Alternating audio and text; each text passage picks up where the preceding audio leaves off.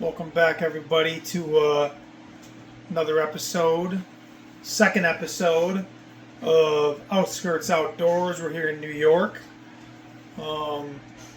Mainly an outdoor channel. If you don't know, you haven't seen my first video. Showed you all my bucks that I had gotten throughout the years. Anyways, today's topic is going to be about accessing your stand. How do you access your stand? You just walk through the middle of the woods? Is your stand in an open area? Is your stand on the edge of cover? We're going to go over some of that stuff.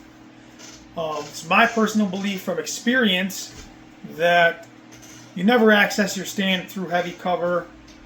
Never access your stand, obviously upwind of the deer or where you think the deer's bedding area is, unless you're going in the morning, early morning, and you're sneaking into the edge of a bedding area, and setting up shop right there, waiting for them to come off the ag lots or wherever they may be roaming at nighttime, back into the bedding area, into their bedroom, so you can get a shot.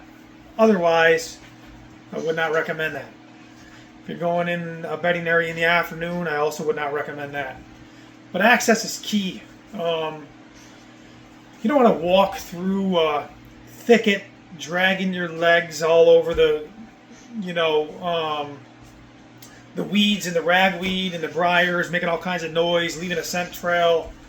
Believe it or not, a buck will smell that up to a few days after you've been through there. If they come through after you, a buck can smell that for a long period of time, longer than you can imagine. So mainly what we want to do is we want to access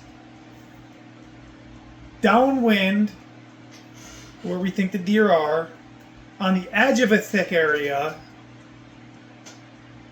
25 to 35 yards off of a deer trail, whether it's a faint deer trail or a heavy deer trail. Doesn't really matter, maybe on a rub line that has a trail right next to it. Maybe put a mock scrape right on the trail, 25 yards, upwind of where you're actually going to be hunting, because the deer can smell. And most hunters know that. If you're new to hunting, you might not know all about the anatomy of the deer. That's for a different episode, but access is key. Without good access, I don't think that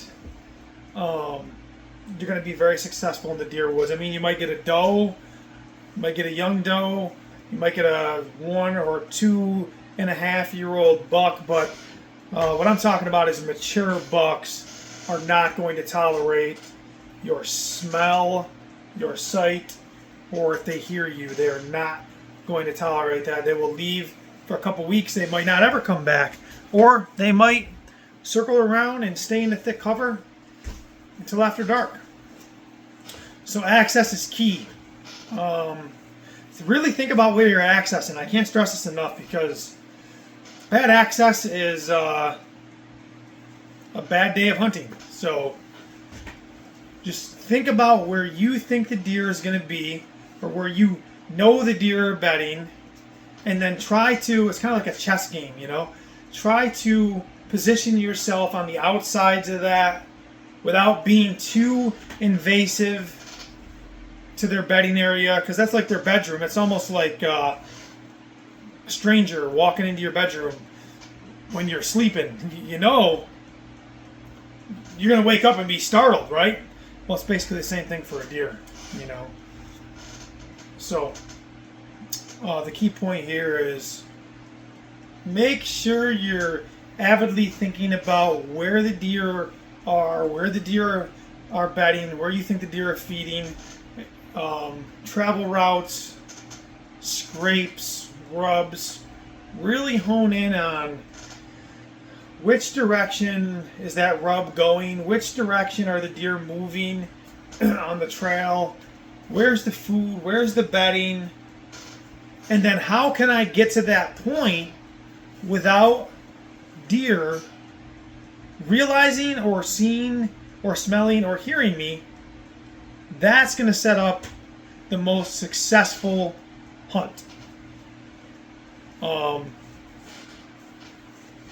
If you guys have any questions about, how do I access this certain piece of property, or how do I access state land, maybe when there's 20 guys in the state land, or how do I access my personal piece of property, I would just recommend scouting first, before season, after season, post season.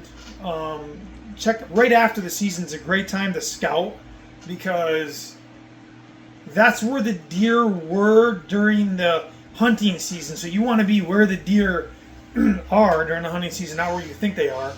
Actually, I think Fred Bear said that. Hunt where the deer are, not where you think they are. Okay? So make sure you're accessing without them seeing you, smelling you, or hearing you. Those are the main things. And then obviously, pay attention to the wind. And if you're hunting hills or valleys, you're going to want to pay attention to the barometric pressure as well. Because in the morning, the pressure rises after the sun comes up, rises up the hill, and your wind will carry up the hill if you're down low, and vice versa in the evening. If you're up high, it'll carry down into the valley. So make sure you're placing your stands in locations where those animals can't smell you, see you, or hear you.